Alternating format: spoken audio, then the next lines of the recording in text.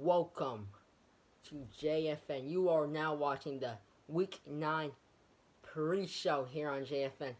We got ins, we got the outs, we got the breakout games, we got the predictions, all in today's video.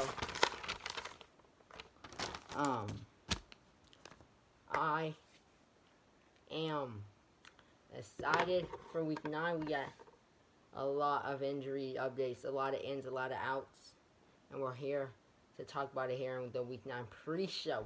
Talk about everything in the NFL so far and what's coming up in Week 9. But let's first go into I don't have a lot of breakouts this week. I have three. I have three breakouts. And I think these three really got a chance to break out. I'm just running the other one down right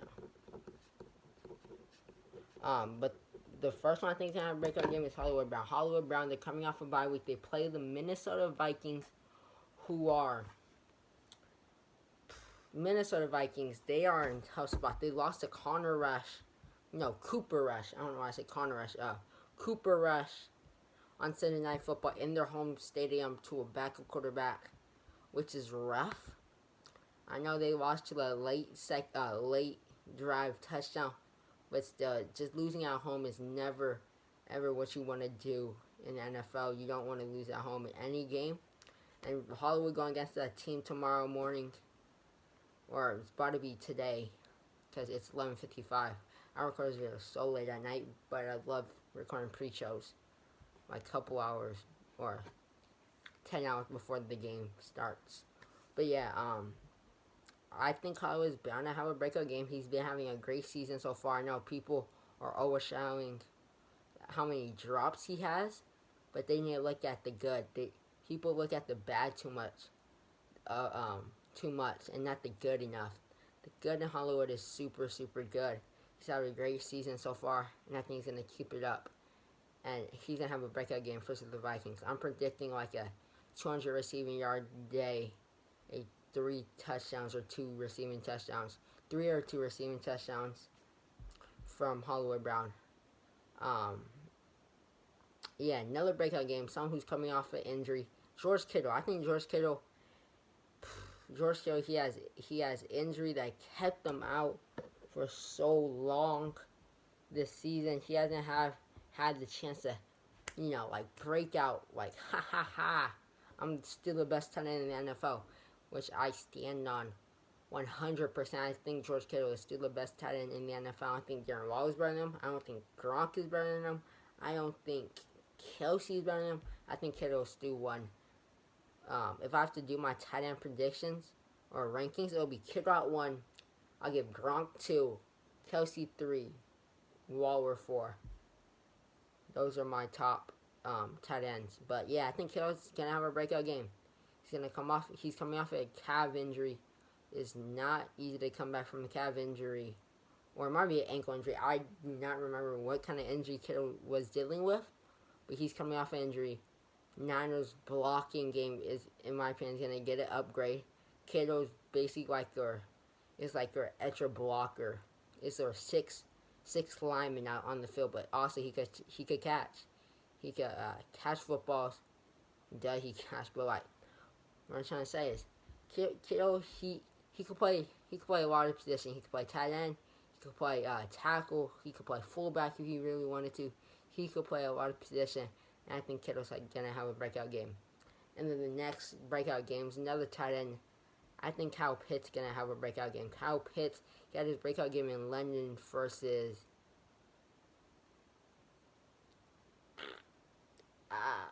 the Jags. Don't quote me on that, but he had his breakout game in London, out of state. He had his breakout game. I just want to say congratulations to him. He had his breakout game. But I think I'm seeing him having another breakout game versus the New Orleans Saints against his divisional rivals. I think he's going to have another breakout game. Also, another guy who I think is going to be really good in Week 9 is Tua Tagovailoa. I think Tua's also going to have a good game. It's not going to be a breakout game, but I think it's going to be gonna be a good game from Tua Tagovailoa. I'm expecting 200 passing yards and 2 pass touchdowns, no picks from Tua. Tua has been doing really good. It's just the interceptions. The interceptions late game costing the Dolphins to lose the game. And Tua doesn't feel wanted in Miami.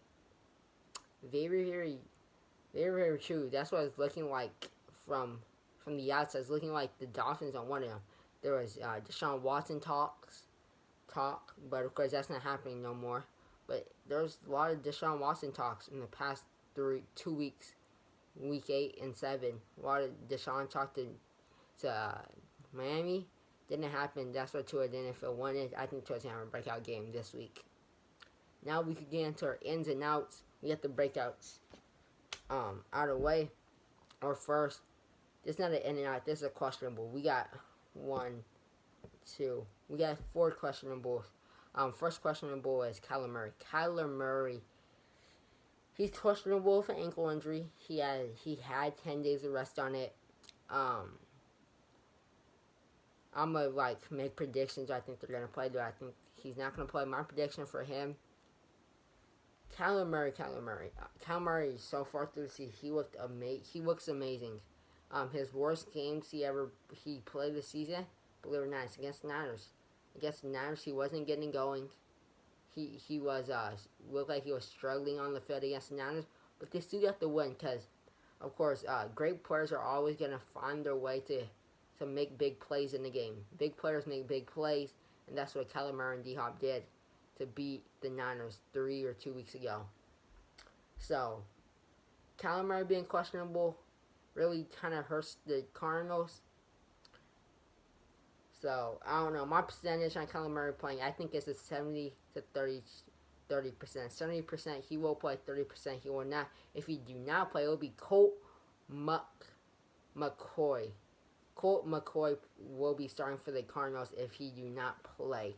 Next guy, same team, the Arizona Cardinals. Like I said, big players make big time plays. That's what this guy did against the Niners the first time we met up. And that's DeAndre Hopkins. DeAndre Hopkins is also questionable with a hamstring injury. My percentage on D-Hop is a little different. My percentage on D-Hop is a 80% he will not play and 20% he will. Why I say 80% he will not play? Because I think it's stupid for D-Hop to go out and play. If he even says to Coach Cliff Greenberry, whatever, Cliff, the Arizona head coach, that he's ready to play and his hamstring feels good, he could pop it at any time. He could be out for multiple weeks. He's gonna have to be put on IR if he plays this game, in my opinion. Because I don't think the hamstring is ready to go. Again, he had 10 days arrested. It was hurt going into the Thursday night game versus the Packers, and he re-injured it against the Packers Thursday night football. The hamstring could be feeling good, but when you got there run routes, it could just pop on you. And I don't think D-Hop's going to be playing. 80% he will not be playing, 20% he will. Now we get to the Niners. Niners got 2 questionable players. D-Hop. Not D-Hop. Niners don't got D-Hop. Deebo Samuel is questionable. Also, Elijah Mitchell is questionable.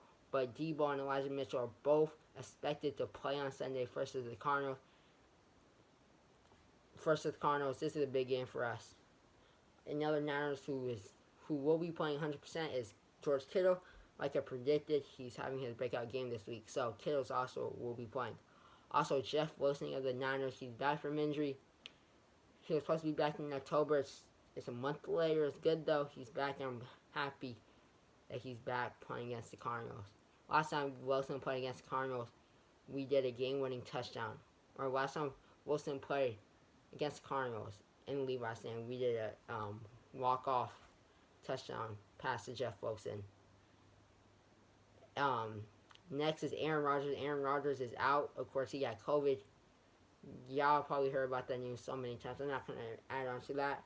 Derrick Henry, early on this week, on Sunday, he got hurt. On Monday, it was announced he will be having surgery and will not be playing until probably the playoffs. If he come back in week 15, week 16, week 17. I think it's dumb. Rest them to a playoff. The Titans are looking like the playoff teams. Rest them so you guys are in the playoffs. He's gonna come out guns blazing in the playoffs. It's gonna be fun seeing him back in the playoffs.